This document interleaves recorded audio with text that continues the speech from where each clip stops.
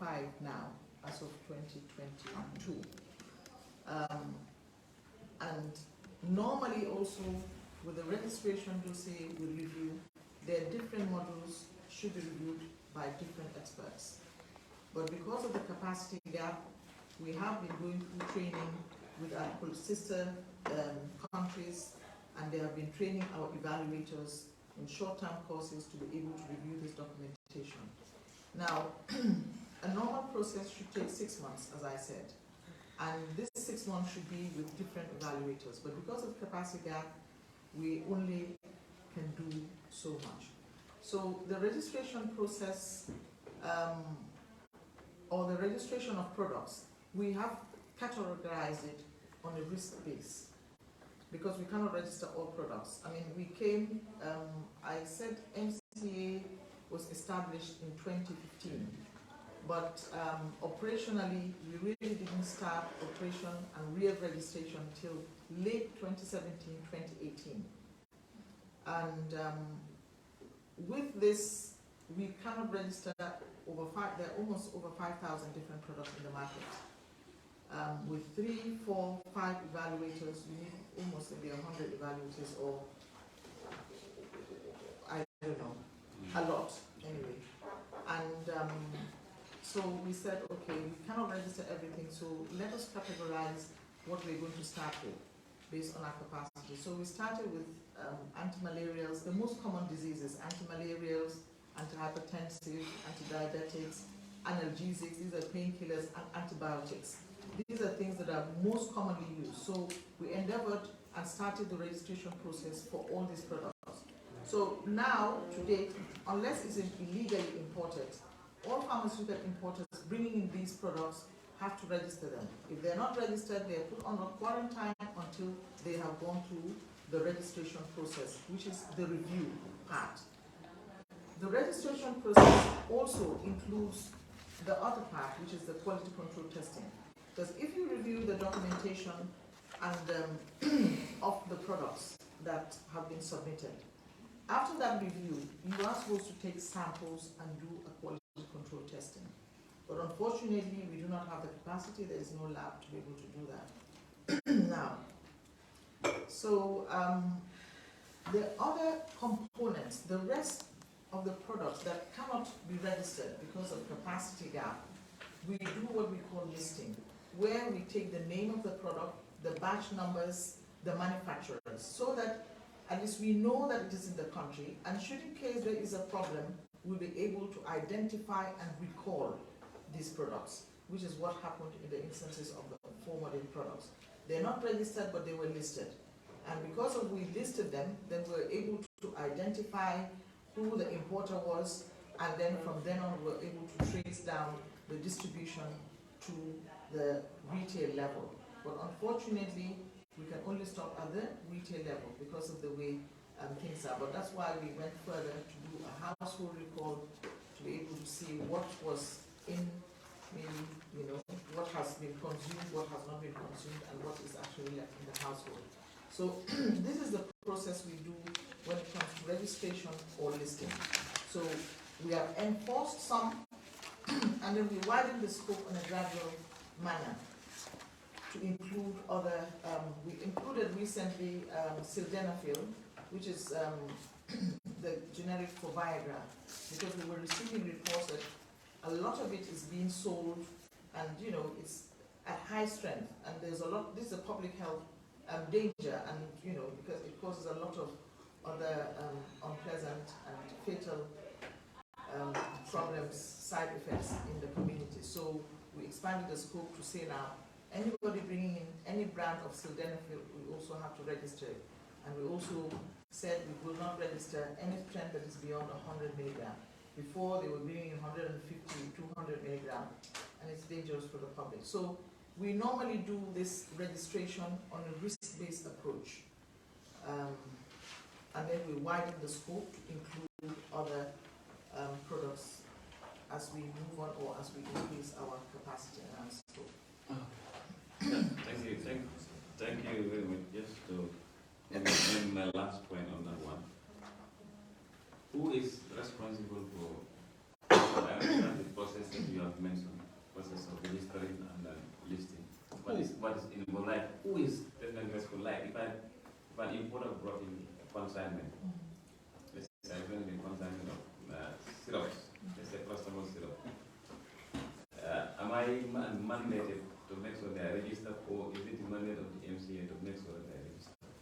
Well, it is the importer's responsibility to register it, but it's MCA's responsibility to implement it. So as I said, if you have a paracetamol in your consignment and it is not registered, I mean, we will see it in the import permit clearance. The inspectors will highlight it, and then the batch or the consignment will be released, but that product will be on quarantine. And you will be told that it's on quarantine, you cannot sell it because it's not registered. And some will then start the process of registration. Once it's registered, if we're fine with it, we will release it. If it's not registered, we will go through the process. If it's not approved, then we will say it is not approved, so you have to get rid of it or you have to re-export it. So this is actually what we do. This has brought something else in my mind. In this case, what happened? Because these products, as you said, they are not registered, they are listed. Yeah, they're not registered, they are listed. But then, as I said, register or listen is still the same. If we registered it, they could have been products that were registered. In this case, they are not. But if they were registered, for example, they would have gone through the documentation review and would have been maybe satisfied with the documentation, in which case we would have registered it. But then, if we do not have a lab, you cannot ascertain by looking at the product or looking at the document to know whether is this actually what they say it contains or not. So this is it. So it could have been registered, it could have been not registered. So they listed and registered. So long as you cannot test them, you cannot ascertain the quality. Yeah, that is very important and is key in this. But also the fact that they are also not registered, they are only listed. It's also another fact that you have given us. But I will have one of the members. All right. Thank you very much, Honorable Chair. I just want us to be clarified with one thing. You did mention, Madam, that the beginning of September, we were able to send 9 samples to France and Switzerland. And according to the results, 2 were contaminated. And during the process also, you started recalling these contaminated syrups in October. Understanding that you sent the samples in September, why does it take so long for you to recall after getting the results of 2 contaminated syrups amongst the 9 syrups? Why the duration? Okay, point of correction. We did not start the report in October. I said we suspended the license of the importer in October. But the recall process started from the beginning of October, beginning of September. The first results we got that indicated contamination from Ghana, that is when the recall process started. Yes, so it didn't start in October, it started in September when we started getting the results. Maybe you didn't get me right, because according to the records that I have here, you said you sent the samples in September. That is the beginning of September. Yes. Meaning early September. Yes. But the recording process, when was it? And that's what I'm saying. The recalling process started in September. In September. Yes, not in October. It started in series. It started in September. Okay. Yes. That is why I said clarification. Yes. Yes. Because to me, I wanted to understand why We started. Yeah, we started immediately. The series of reports. We had 3 of reports that started immediately after we started getting the results. There was no lag period. So, in terms of getting results after sending samples, how long does it take for MCA to have access to the results? It depended. I think the first results we started getting were from, I 19th of September. I cannot recall, but some of them took about a week, some of them took 2 weeks. The France took more than almost 5 weeks or 6 weeks. But the Ghana preliminary results, also the process also of testing, first they give you preliminary results, but you cannot use that as confirmation. They normally do a confirmatory, and with the confirmatory, that's when they produce a certificate of analysis. So you can never announce something without getting the certificate of analysis, or else you have legal implications. So that is the process. They give you preliminary to say, this is the preliminary for you to start reacting, but you cannot do any, some hard decisions. So, but as soon as we started getting the preliminaries, that's when we started the recall. Whilst we waited for the confirmation for the certificate of analysis. And it was only after the Ghana, then we sent to France and Switzerland. And again, France took about, not France, Switzerland took about a week to give us the preliminary results. And then after maybe another week, that's when they produce a certificate analysis. Okay. Yes, madam, thank you very much. And then that will, the issue of preliminary results and then the confirmed results will definitely help us, because part of our mandate is also to find out about the culpability of the suspected importers and pharmacists linked to the contamination drugs. I didn't get that, sorry. I mean, the preliminary results, as you said, you cannot use it as a basis for any legal action or so.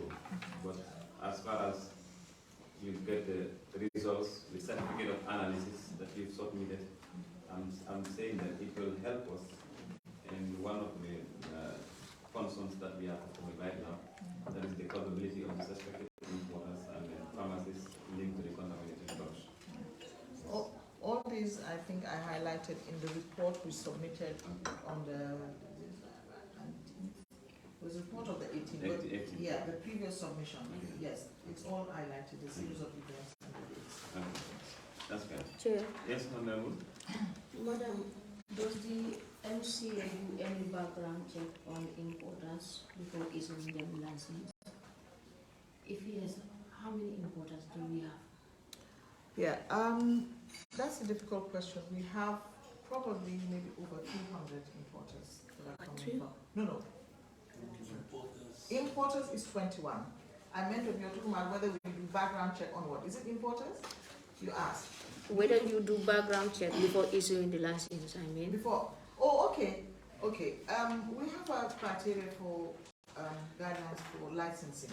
And once you meet the criteria, we issue out. Based on whether, because the license is issued to a pharmacist, a supervising pharmacist. So if the supervising pharmacist fulfills the criteria for the application, then we approve it. So you are saying we have almost 21 importers? Yes, we have 21 importers to date. All of them are having their license? Yes. And do they control their license? They don't use their license to rent it? Or? Well, I don't know about renting. What I can tell you is that we have criteria for application and issuing of a license, which means that you need to be a registered pharmacist. You need to have probably a business, that your business is duly registered, and you need to have like a premise and a wholesale license also from the Pharmacy Council. You need to have a correct or a warehouse that is inspected and recommended that the warehouse should be in good shape. So once those criteria have been fulfilled, then you can be approved for importation. Honorable. I understand. With all of that, madam, we are having problem. Why? Like what? Why? No, which problems? I just want to understand. Let me just intervene here. The issue of licensing and others, we will have a separate engagement on that. Okay. Yes, I beg on your indulgence. Maybe we can sit that question until then. Yes, please. Okay? Yeah. So today we will only want to concentrate on the lab results issues.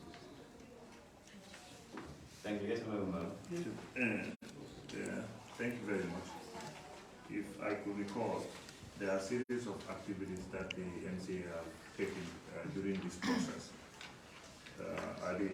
If I quote you right, you talk of recalling products, also quarantining them, sampling and sending for testing, suspension and closure of outlets, and I believe there are some alerts also, communication alerts, right? Not today, but in another engagement. What do you think would have been done? These are good things that are done during the day, but what do you think would have been done before this? You want to answer that? Or no, I don't want to answer, because I'm relating to that here. I want you to take note, and then also, I want your position.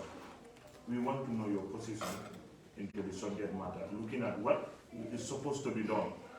Like here, there's a quotation that they said, under development, these are the consequences of underdevelopment. And then because we are under development, we really start facing some of these consequences. That is one.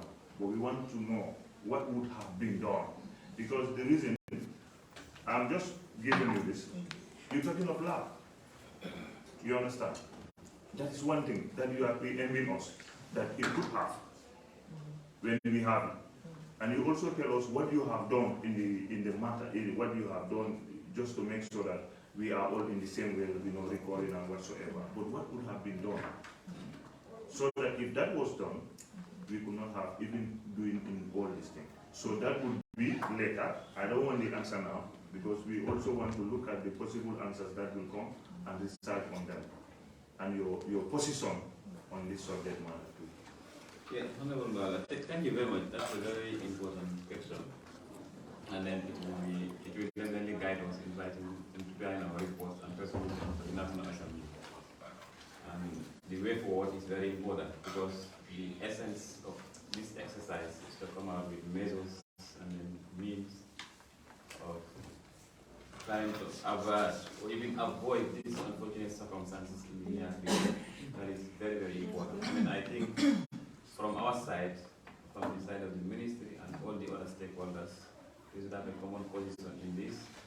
Once we are done, we come on with very strong recommendations, and that we can turn into resolutions, and we pass them at the floor of the National Assembly, and they become law. And then the government and whoever is responsible will oblige to fulfill it. And once that is done, then we will be safe. Not 100%, but we will be safe for a level. I think that is very important, and then that will be the essence of this exercise at the end. So thank you very much. I know we will come to that at the end of all these hearings. We will also ask for your positions and the way forward regarding this matter. Yes, Honorable again. Yes, thank you very much, Honorable Chair, and thank you, Mr. Pierce and the team. I have a concern. If you want to rely on the manufacturer,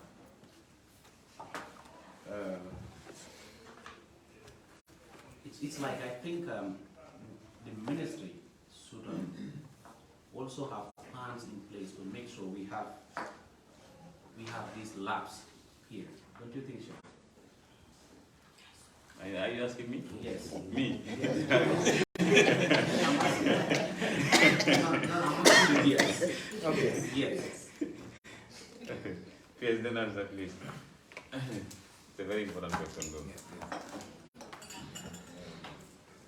Thank you very much.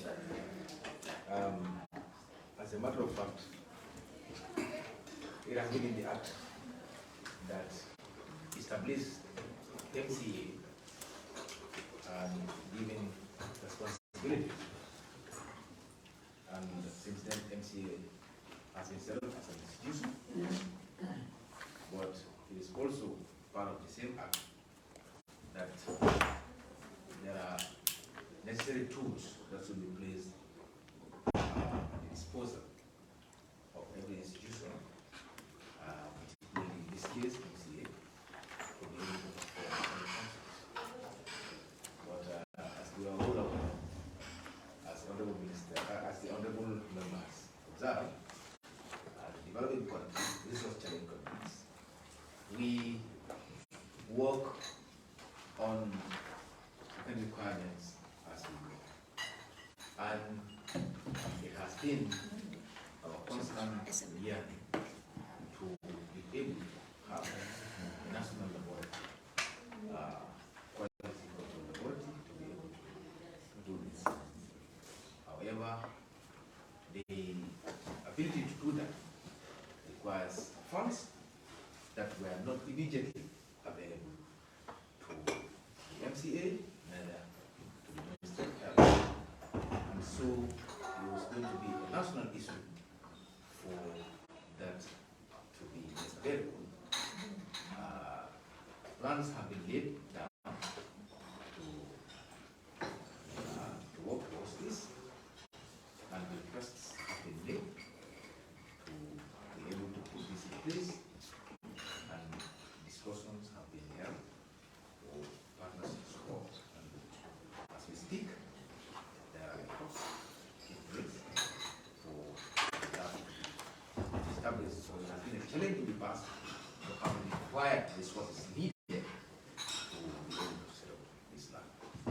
So if I may say, definitely,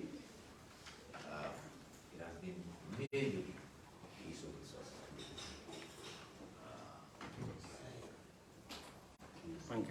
Resource constraints. Anyway, yes, this is my next question. Okay, I want to come in here. Madam, as you said, hence we did not have the testing. So is there any measures put in place for the, especially for the importers here, in case something like this happens? Are we doing future, or are we talking about future now, or? No, meaning right now, Yes. is there any measures put in place so in case something like this happens? Especially for the importers. As I said, NCA have very good systems in place. What is the tools that are lacking in capacity? We regulate the process of importation, inspect, and we implement. But detecting something like this, you know, it's just beyond the scope of what we're doing. Basically, I mean, we can continue to do what we're doing in a stricter sense, but if we cannot be taking samples, even if it's on a risk-based approach, you know, to be testing them, you cannot assure the quality of anything. You can only do it by testing. When they bring in their products, you sample. Even if you cannot test everything, at least on a risk-based approach. For example, this EG and DEG is normally only found in syrups. Okay, these poisonous substances. You don't find it in tablets and yes, and capsules. You understand? So doing a risk-based approach to registration, to testing, and that's the way everybody does it. So if you don't have the tools and the capacity, because again, MCA is young and the capacity, we only have about 20 to 25. Technical staff, we only have 6 pharmacists. Out of 6 pharmacists and 7 technicians. The dossier evaluation is done by these pharmacists, about 4 or 5 of them. And as I said, in other countries, one dossier will be handled by 3 people. Here, one dossier is handled by 1 person. You know, it's very, very difficult. And even the human resource is not even available. We try to recruit to increase the human resource, but it's not there. It's not there. You advertise to recruit 4 or 3, you only have maybe 1 eligible applicant. So it is very, very difficult currently to build the capacity to be able to do the work with the very few people that we have. So the capacity gap in terms of tools, resources, infrastructure, and also human resources. Yeah, sorry. So meaning in this case, it will be very difficult for us to get in hold of the party here because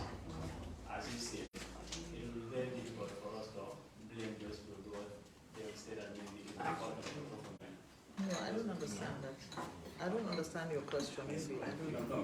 What I mean here is say that it will be very difficult for you to ascertain.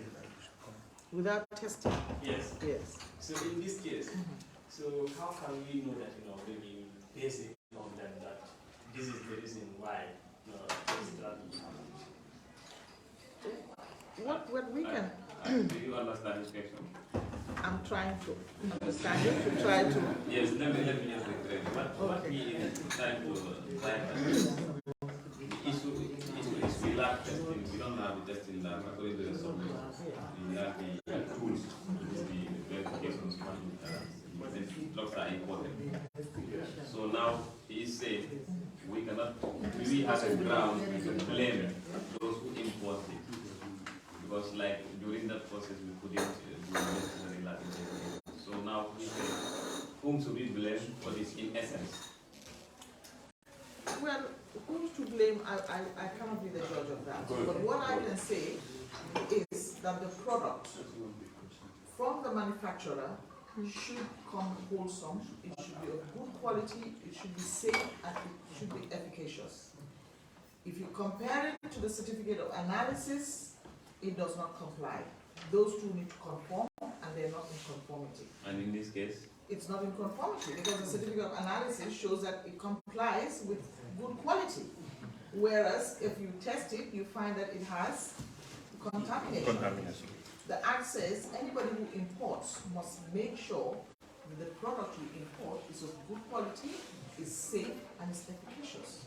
The Medicines Control Agency is here to give guidance as to these are the things you need to follow in terms of the Act.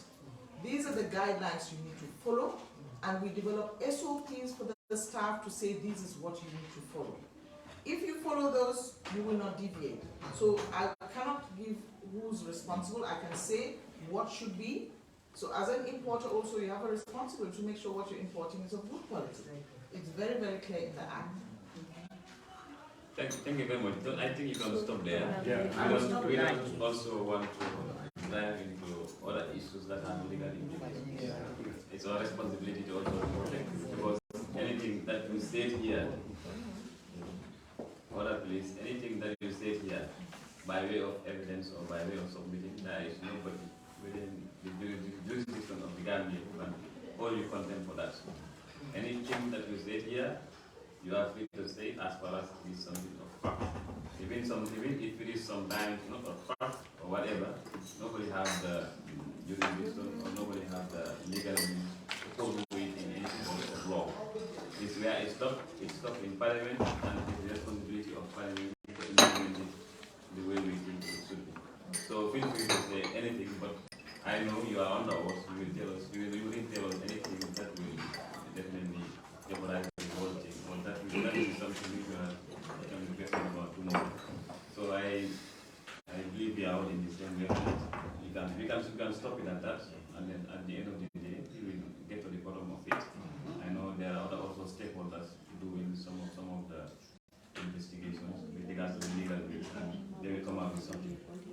Yes. Somebody raised his hand earlier before. Okay. Back to you again. This is another clarification, because I will always quote from what you said, that these imported drugs, if it is not registered, it needs to be listed. As we know, that registration is mentioned in the Act, which is very clear. Where do you have the basis of listing as far as the Act is concerned? How do you come about that? I think that also needs to be clear, because for me personally, I am already confused when you mention about if it is not registered, it needs to be listed. Thank you very much, Honorable. Yes, we have the Act, which says that every medicine that's used in the country should be registered. We also have the regulations of 2020, which is actually helping to implement the Act. Whatever we do in MCA, whether it's a guideline, whether it's our SOPs, whether it's the regulations, or whether it's Act, is actually based on the best practices. The Act was based on what is happening in the sub-region. The regulations was there, we came about 6 years after it was good, because when the Act was passed, there was what we call the AU, the African Union Model Law, which is a framework legislation that gives guidance to anybody in Africa that does not have regulations to guide medicines and related products. So, but it came just after our Medicines Control Act, the Medicines and Related Products Act was enacted in 2014. So that act, that AU model law, is what was used, reviewed and studied. And then the gaps were addressed in the regulations, again based on international best practices. The listing, as I said, is something that is borrowed from what is happening everywhere. Ghana, Tanzania are currently now agencies that have reached WHO maturity level 3. To just give an example, Nigeria has just recently achieved it, and even with the size, it just achieved maturity level 3. Egypt also reached maturity level 3. I think all in 2022, but Ghana and Tanzania had achieved it a year or two before. When we were studying, we started, all the products in the market need to be registered. We say, what do you do with the amount of staff that you have? They said, what everyone else does is you cannot register everything once, no matter how much the capacity. You need to start with items based on risk, based on commonalities, based on what is prevalent in the country. You start registering that, and the others you actually list. By listing, you also know what is coming into the country. You have a database of that, so you have some sort of oversight, and you can actually trace it to the level of the retail. So these are international best practices, but the issue of listing is actually even captured in the regulations, if I'm not wrong. It is. It is actually in the regulation. It is part of the, we generate fees from that, and it's like registration fee for a product is $300 US.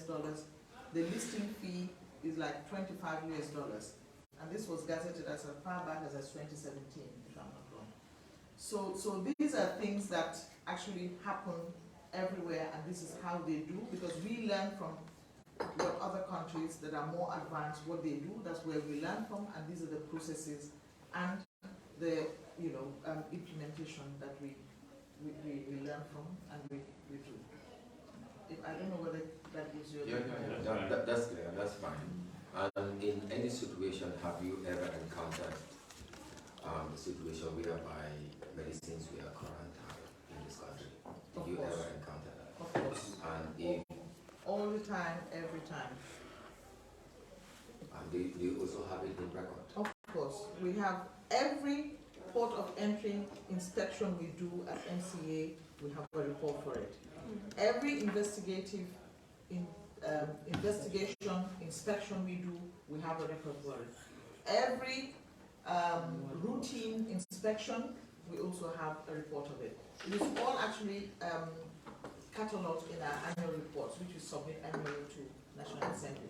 The number of inspections we do, and those are all based on inspection reports that we have.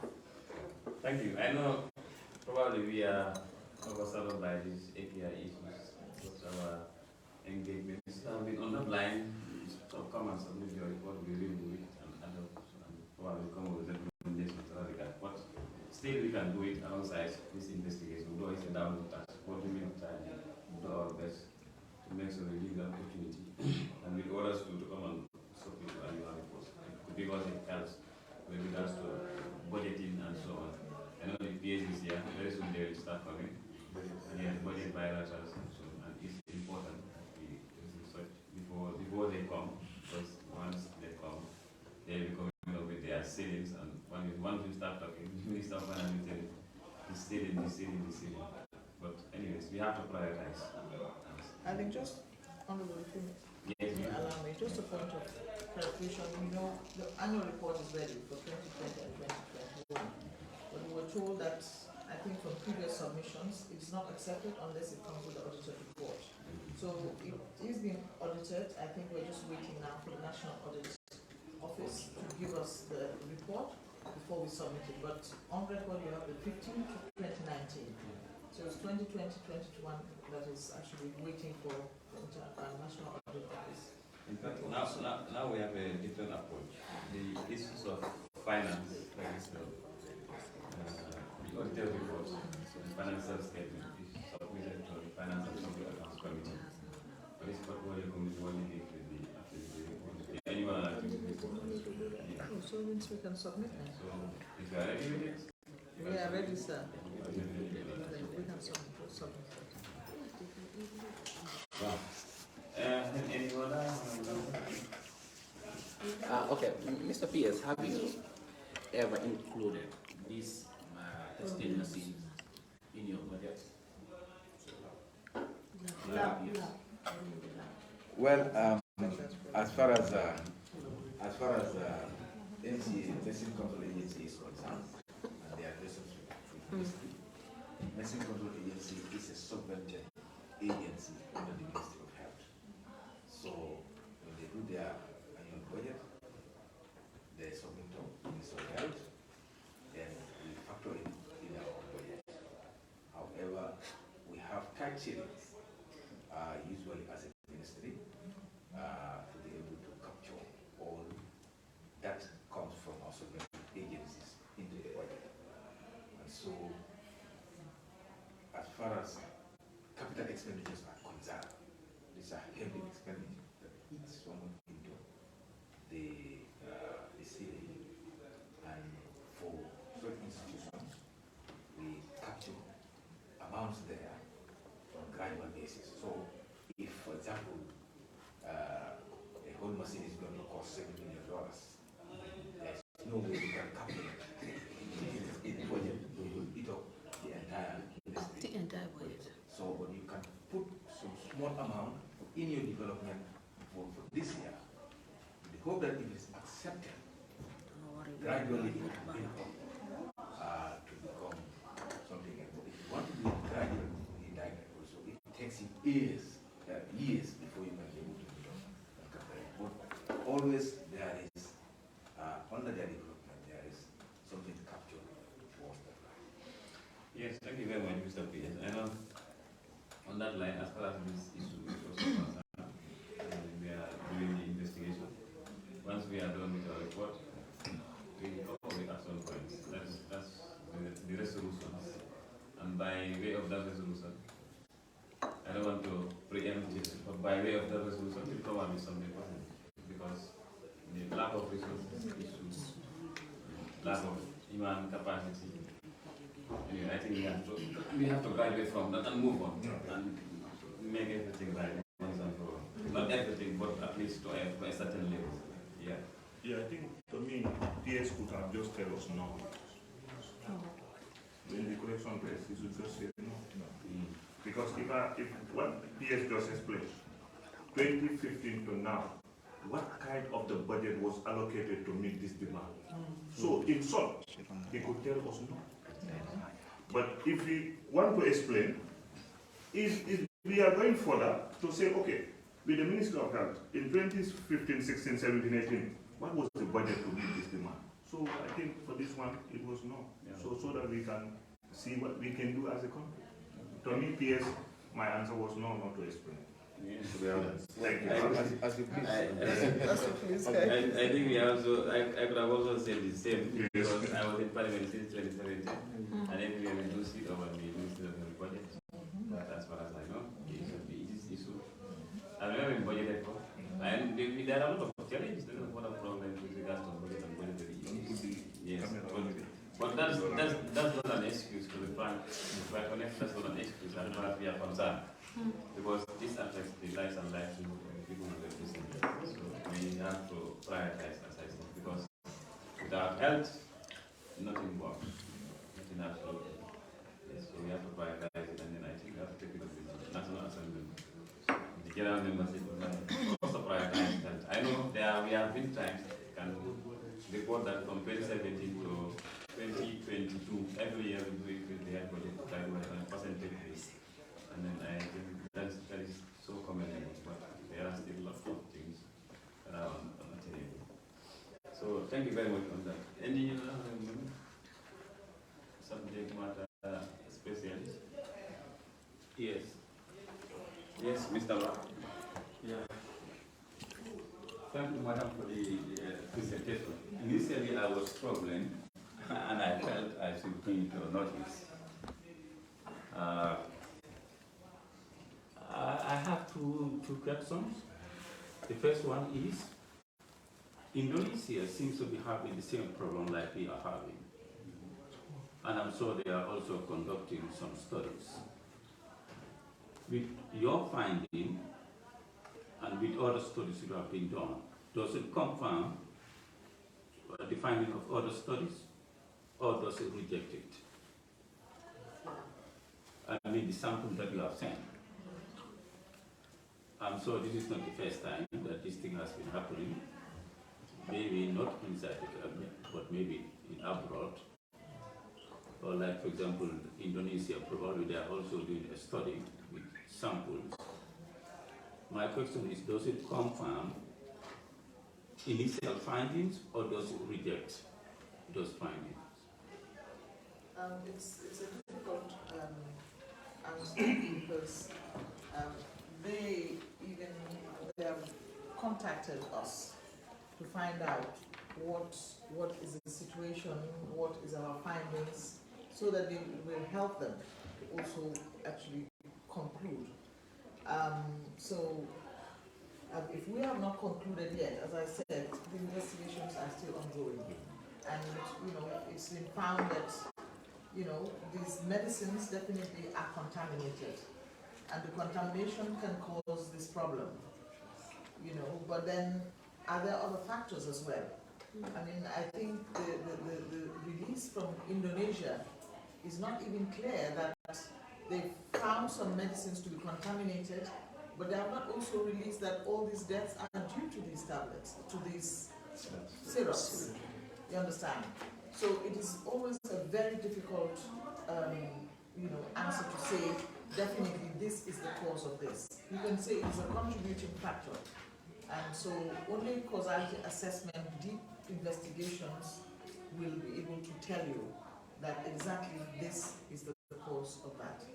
Yeah, because why I'm asking you these questions, generally in research, you come with something which is extremely new, but it has to be supported with previous studies to give you more ground. But if that is not the case, then that's okay. The other thing that I want to ask you is, I think there's a control study going on within the ministry or within the health setting. Has it been concluded? If No, yes, not yet. it's not yet concluded. No, not yet. Okay. So we are talking about a lab now. It's like the fact of having a lab cannot be denied. But the point is, let's say if the government says, okay, tomorrow we'll get you a lab, fix it, are the technicians around? Yes, we have some technicians now trained. You have technicians, but It's not enough, but we have some to start with. who can manage? Okay, let's say now as it is the government cannot provide it. Yes. Because the point is why you are being asked, well, why I'm asking this question is, having a lab is one thing, but having the technicians is also another thing. Of course. And up to today, I don't think the University of the Gambia will be able to produce those type of technicians that you will need. Most of them will go abroad and read and come, which is also a long-term plan. As of now, what are we going to do? Because the point is you have mentioned registration of products. But the point is we cannot have this lab to verify it as of now. What is the next step now to ensure that people are safe? Because even one person losing that person of a medicine is very expensive. One model, if you're talking about 70 people, that's a huge number. So what do you think can be done? Because registration is very important. And also the testing is very important. But registration is, you are having some problem with it. There's no lab, we all know. So now what can we do to ensure that we are safe? Because today it might be ex-child, but God knows, the next is going to be yourself or your child. And we cannot be sitting down and seeing our people dying just because we don't have this, the capacity of reading a lab, we don't have the capacity of conflicting registration. What do you think can be done now? Currently, what we are doing with the ministry is that we are outsourcing, and this initially on a risk base. Currently now, as we speak, the inspectors are there collecting samples of products that are in the market and the products that have been imported but have been put on quarantine. So currently now, all products coming are going to be quarantined until tested. The testing now is being outsourced from to other countries. It is very, very expensive and it is not sustainable. So it can only be a short-term plan. Whilst we then start to at least set up the lab. That's one modality. Another modality also to change the system, you know, because we're registering products that are coming from everywhere and anywhere. You understand?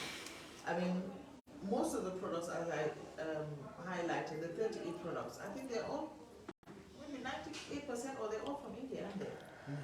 Yeah, so it's, we're going to have to change, anyway, the way we do things.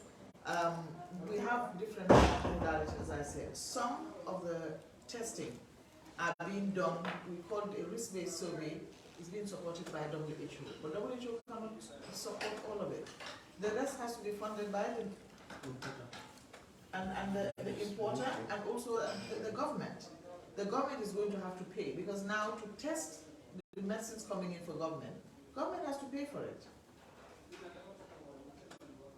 The ones that are being brought in by the importers will have to pay for it. But again, the cost implications are high. The medicines, it's additional cost. To send one product to do a full-scale kind of analysis goes between $1,500 to $2,000 US if you want to outsource it in another country. Is that sustainable? No. Exactly. I mean, so you get, if you're going to say you're an importer, you're importing 50 products. So these products are coming 50. We tell you, let's say even minimum, the cost is $1,000. So before you start using the medicines, we say we're going to charge you $50,000 US to send your products for testing. So it is a big problem, and we're going to face a big problem until we stabilize.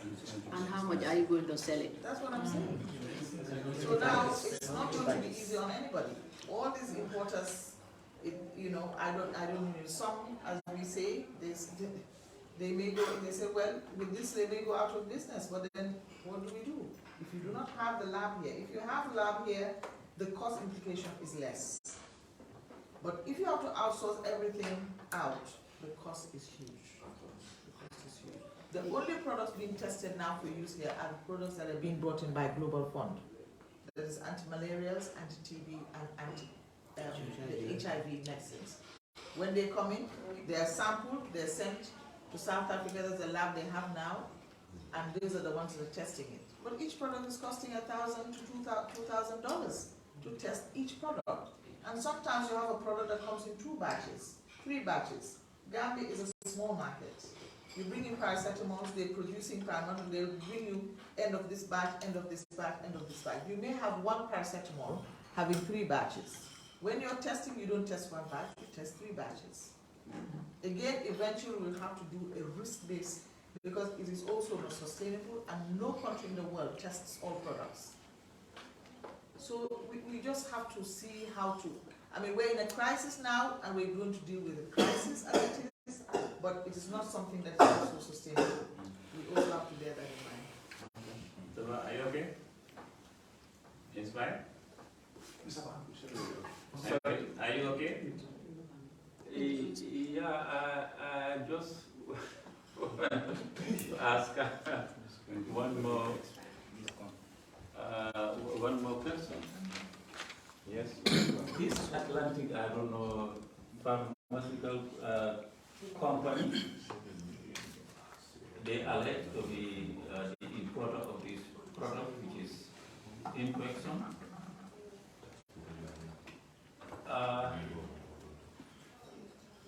The supplier in India,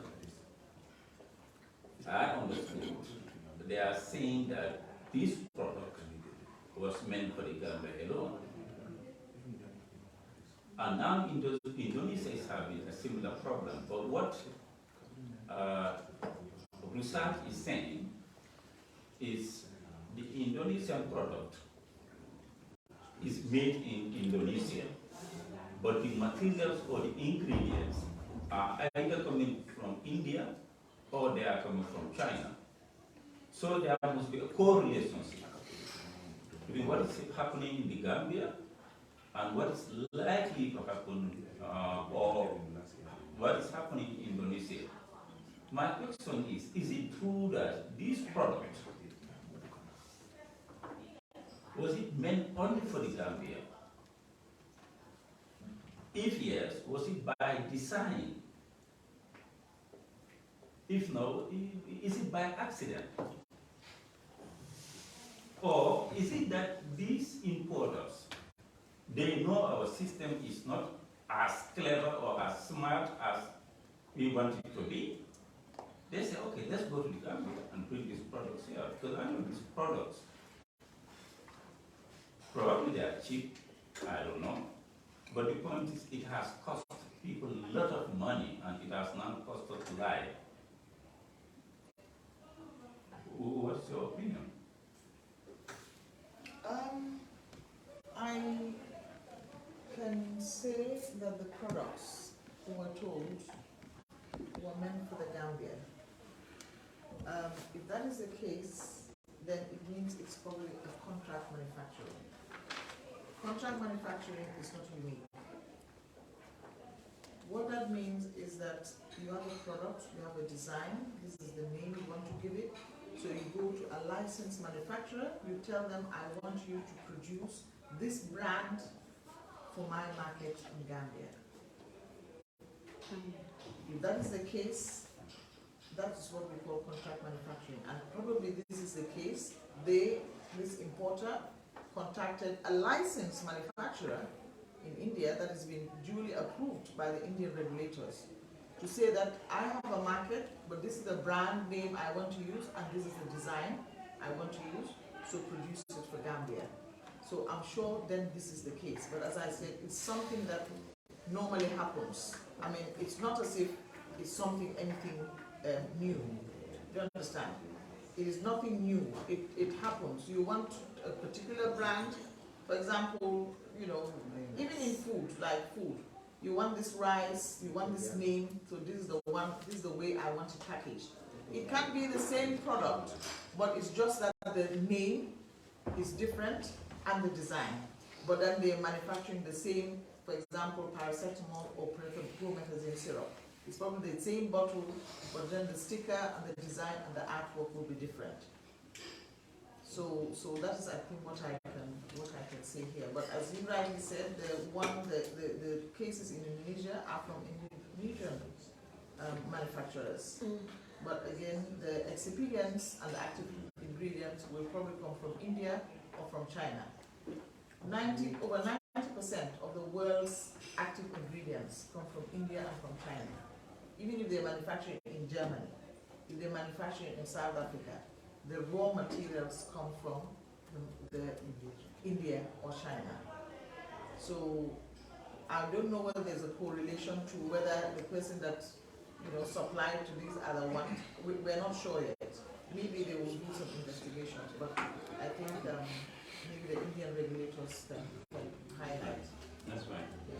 That's fine. Thank you very much. And maybe Madam Gom, and if you have anything. Thank you. Yes.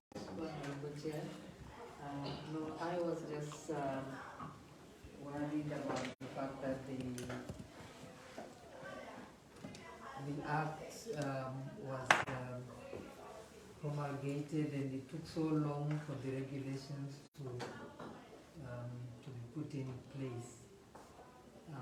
This probably may have also has not helped the situation from what I can see now. But then I think the issue of the resources is the biggest issue here. And these things usually affect women and children. And for me, I'm really worried, and I'm wondering whether there is any way that the different ministries could liaise when it comes to certain issues like this, so that, for example, if we need to have the lab built, so at least we can have the Ministry of Gender trying to get funding also, whilst the Ministry of Health is also trying to find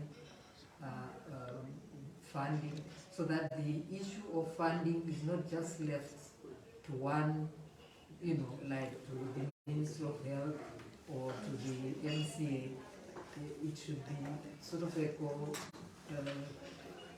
coordinated way of trying to get funding for the lab and for the training of the personnel to work in those labs. Because I think what we need now is really, the way forward. Okay. Now, the other issue that I found very disturbing is the fact that the women, from some of the stories one is reading on social media, it looks like some of the women just went to the pharmacy and bought the medicine. It's not like it was a prescribed, it's not a prescription drug. It's a drug that you can just buy over the counter. And I think there need to be some sensitization from the Ministry of Health. I don't know whether the primary health care area could help us there, because a lot of women who probably buy these medicines probably don't have the education to really understand the quantity to give to the child. You go to the pharmacy, usually my child is coughing, they just give you a cough syrup and you take home. Because as it is at the moment, we also have issues of causation. Was it the drug that caused the death of the children, or the illness, or whether there was already an underlying infection or issue for the child? So there are, that's what the committee is supposed to be looking at. But I think the Ministry of Health also should try and help with the primary health care for the women to really understand about these purchase of medicines over the counter. The other issue that worries me also is that, now every street corner you go to, there are 3-4 pharmacies on either side of the road. You go to Bundung, there are so many pharmacies here. You go to Serakunda, there are so many pharmacies there. Do we need so many pharmacies? Is also another question I wanted to ask. So I have sort of different issues. One regarding the funding, another one regarding the educating of the women about the purchase of the medicines, and then the other one about the necessity of so many pharmacies in the country. Thank you. Thank you, madam. Just reminders, I was not very conscious of time.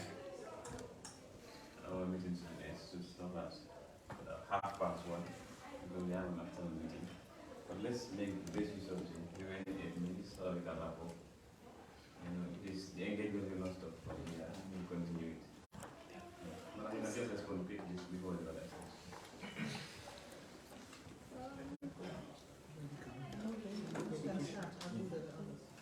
Yes, thank you very much for those questions. First, the need for collaborative funding, and the second, primary healthcare. Then the third question can be handled by MCA. Now, as a matter of fact,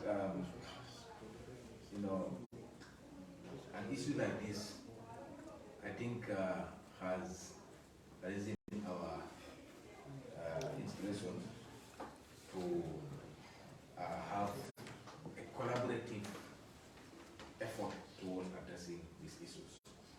And of course, in terms of funding, it is a national responsibility, but also institutionally, interministerially, we have a collective responsibility to support one another, and that collaboration has been there, and we have been exploring means of doing that. It's just that as a developing country, every other institution has its own peculiar challenges, and so you collaborate in areas where you think it's easier to do.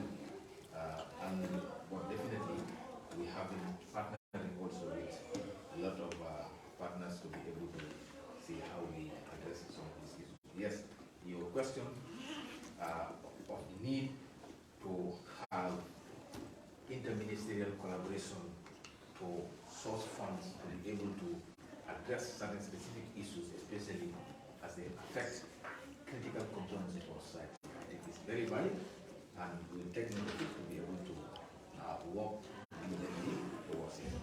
The issue of primary health care and educating the population, the Ministry of Health has a lot of windows and forums where health education has been promoted, and we are doing interventions in those areas. We have specific units handling that. Probably what we need now is to also expand it and make sure we reinforce every effort that we are doing. But primary healthcare has been put at the core of our strategies as a Ministry of Health. In the past, we used to have a very robust primary healthcare system. Over time, challenges happen, and the area, the sector, fall behind. But we have now taken a renewed vigor in our current health sector policy to refocus primary healthcare and further strengthen it. So it is now a key priority pillar of our strategies. And so we will, of course, enforce that. Okay, I just want to add on to yes, what you said about women. You're concerned about women and self-education. Self-education is an issue, but it's something that's and educating them, and it's important. I think, as he's saying, the primary health care, the system of village health workers and community health nurses, the education needs to increase.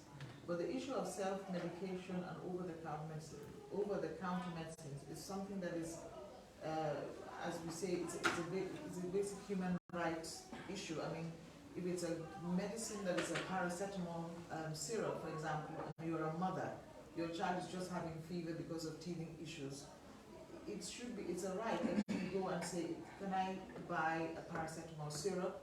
And then the healthcare worker tells you this is how you should take it, and then you can use it.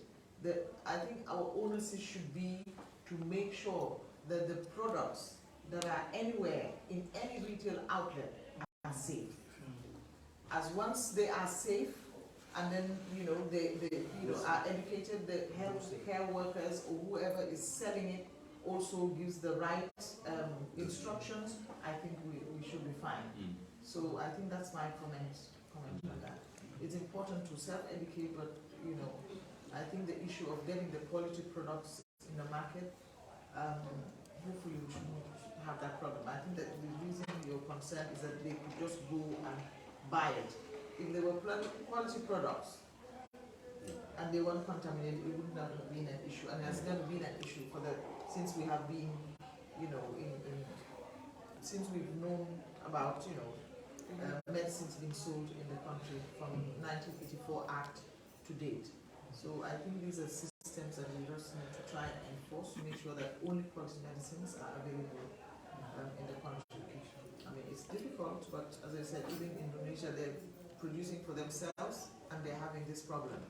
So 100% is difficult to achieve anywhere in the world. And I think Bar is left when we were asking about some of these histories. The United States has reported in the 30s, in Germany they reported to have the same issue of this poisoning happening. In Nigeria it happened as recent, Bangladesh, India. So these are things that do happen in countries that are well resourced and well equipped. So just to show that always sometimes you might have, you know, these kind of issues that happen, but it is definitely very unwarranted and undesirable. Thank you very much. Yes. Yeah. Okay. Thank you very much for your presentation.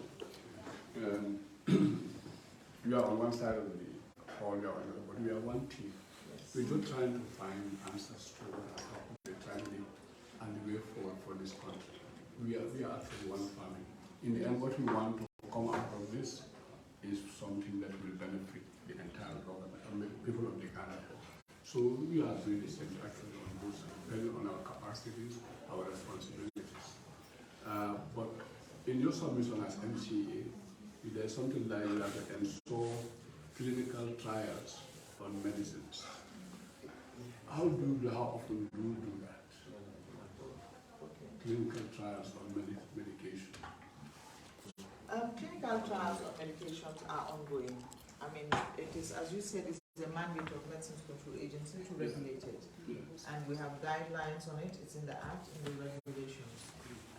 Currently, as far as we are concerned, the institution that is conducting over 95% of these clinical trials is the Medical Research Council. And there are requirements that they need to fulfill as part of the application process in terms of the clinical data they are submitting, the review, and then the approval. They submit these dossiers to us, it is reviewed. The investigation brochures of the medicines are submitted, we also review it, and then we give recommendations. If there's things that are not correct or we are not happy with, we tell them, they change it to whatever it's supposed to be, again based on international best practices, because there are guidelines that are being issued by ICH, this international conference on, yes. So these are issues that we do, and we are currently regulating it. They apply, either we reject or we say we cannot approve until you do X, Y, and Z, which they do, and then they approve, and then they conduct. So these things are undergoing. Again, another one of your mandate is to promote the rational use of medicines. And you talked about self-medication and herbalist coming in. So how are you applying this? Elaborate on the rational use of medicine. Elaborate for us.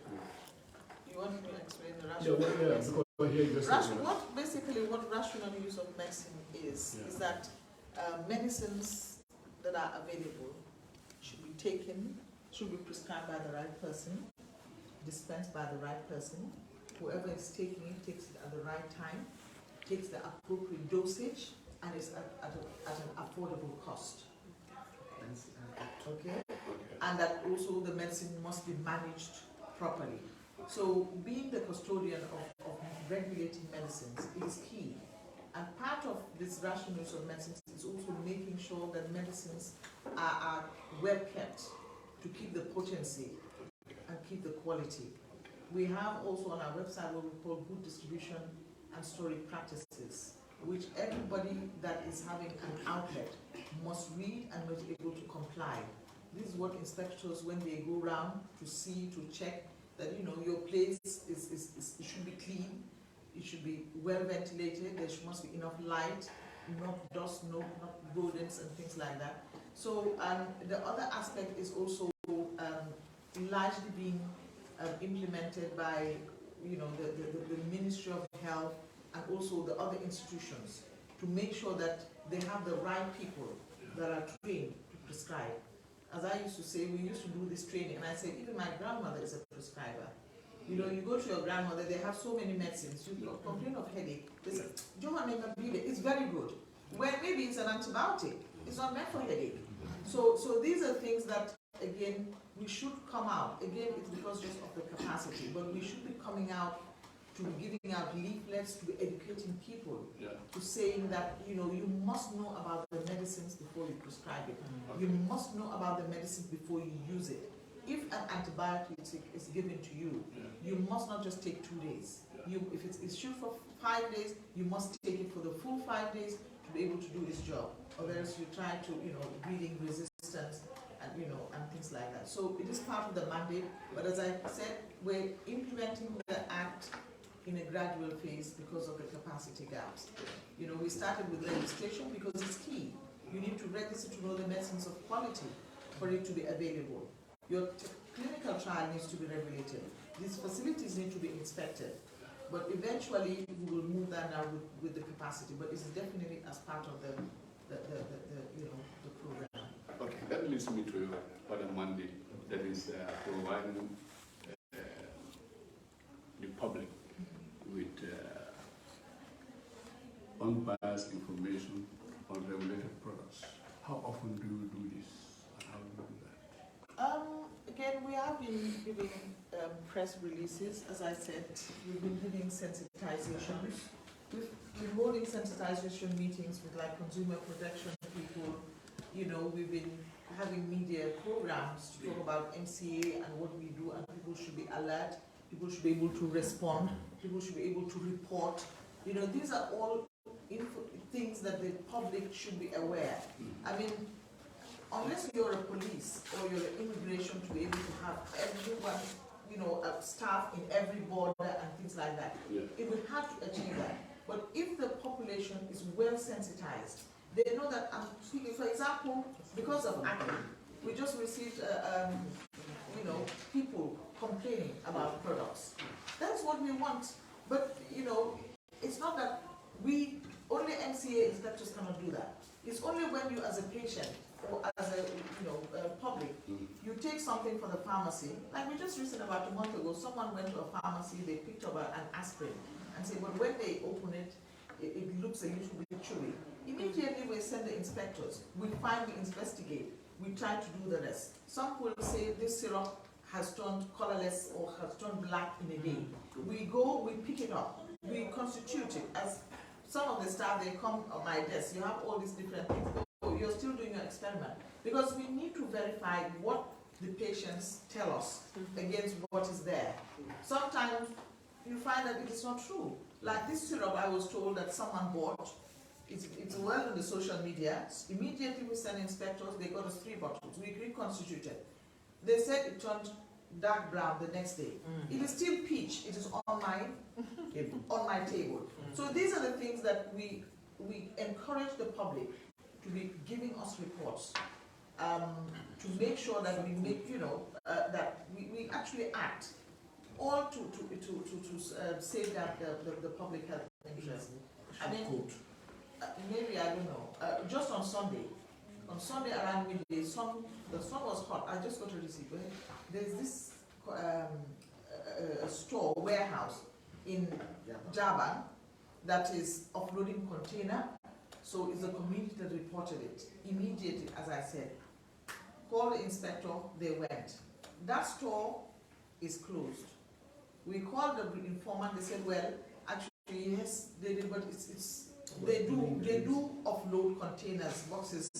We said, but you said now. We said, no. I said, when? They said, during the rainy season. Our inspector was on the ground. He took pictures to show me that he is there. And you tell me that it's sometime in the rainy season. So these are the things that we're grappling with. But we do not we do not avoid or ignore reports. We make sure we go to find out what is there. So these are some of the issues that we do, and there were very few on the ground. We have 7 inspectors. Thank you. Thank you. Thank you. Thank you very much. Sure. Yeah, we have that.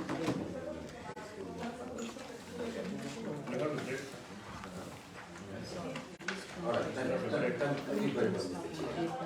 I think it is very important to put this on the table as far as this important investigation is concerned. Like Mr. Jallo has said, is it Mr. Jallo? That we are here as partners, and looking at the entire situation, this will determine the way forward as far as our future healthcare system is concerned in this country. We want to close the gaps that we already started talking about. I think it is very important for us to come out open and say what it is, and say it the way it should be said. Because what is more important right now is we have seen a situation where the Gambia is currently in terms of acquis. So the mandate has already been given to us as a committee by the Assembly with our TOR to make sure that we get to the bottom of whatever happens as far as it is concerned. That is why it is important for us to link the medicine with the acquis situation in this country. So in that regards, I would just want to say thank you very much to members for coming up with very important questions. And I believe it's just one meeting that we have it again. Like we said before, we will have several meetings to the end of this. So the more you comply, the more you give us information, like you also getting information, it will help the committee to come up with very tangible and comprehensive report at the end of the investigation. Thank you very much, guys. And thank you very much, Mr. Pierce, and thank you very much, Madam. I always mix this thing. And your entire team, we have gone further than this, but unfortunately we are just by time. We have to go to conclusion here. But one thing I just want to know is the address and maybe contact numbers of this, the Atlantic companies. So we are struggling to have it. Yes. You address how? The warehouse? No, not the warehouse. The Atlantic companies. Yes. We want to send some communication to them. We find it very difficult to find the address. So we want to rely on to have that. And if possible, they are contacting. no problem. So and we don't want to get it from anywhere, so we want to get it in a very formal way. And then, Mr. Pierce, we could have also given the opportunity to update us in the current situation as far as the interventions are concerned. But I think we have to put it at this. We have more of this engagement. This is just starting because as far as this issue is concerned, we do case crossing from here even to your areas before our mandate in as far as the this issue is concerned. So on behalf of the other members, also the National Assembly, I thank you all, and then thank the honorable members of the media. So on that note, I declare this meeting adjourned until adjourned sign that. Let me put it like that. Yes, it's beautifully put. So we will have Professor Vivian Jackson.